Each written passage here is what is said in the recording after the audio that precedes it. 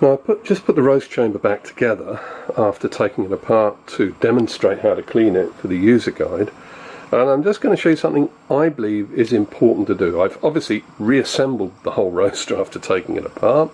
The chamber's clean. When you put the chamber back in the roaster, this check is essential. The chamber is a very, very close fit. Even the screws, if they're not done up quite tight enough, you probably won't be able to get the chamber actually into the roaster, but you don't want to over tighten them. I cover that in the user guide. However, now the chamber is back in, the clearances are pretty exact. Genesis are a very, very accurate machining company. So this is what I do. Take the roaster, press on, and you'll watch the chamber spin. Be ready to unplug it or stop it instantly, or press that button there, up there. Instantly you hear any noise or anything starts hitting something, if that's the case. First thing, one quick press, preheat. A second quick press, insert. A third quick press, roasting. Watch the chamber, make sure nothing's scraping, rubbing or banging.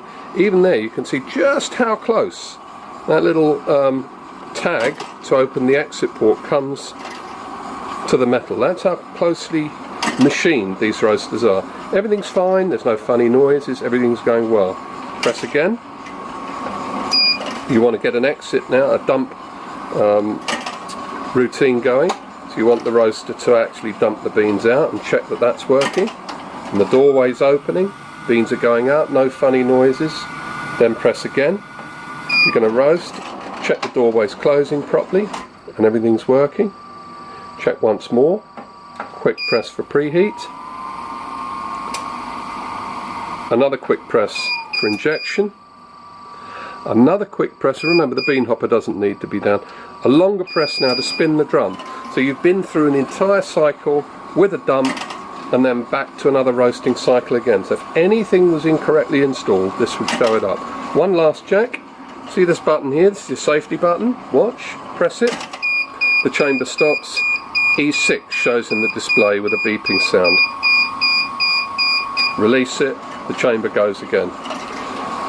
There's another point I'll make as well. At any time, if something is wrong, you can actually press the chamber button.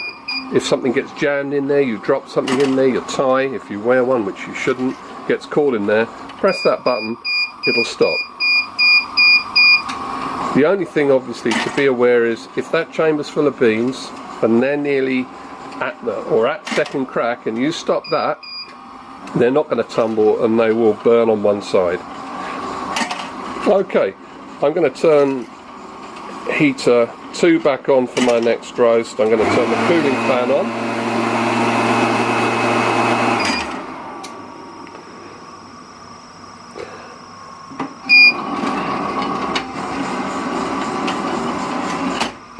And I'm going to turn the roaster off.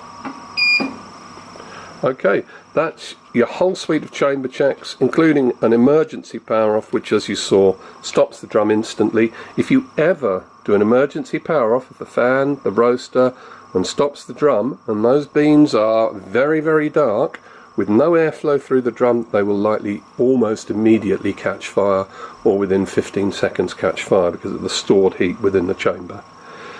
Okay, thanks very much.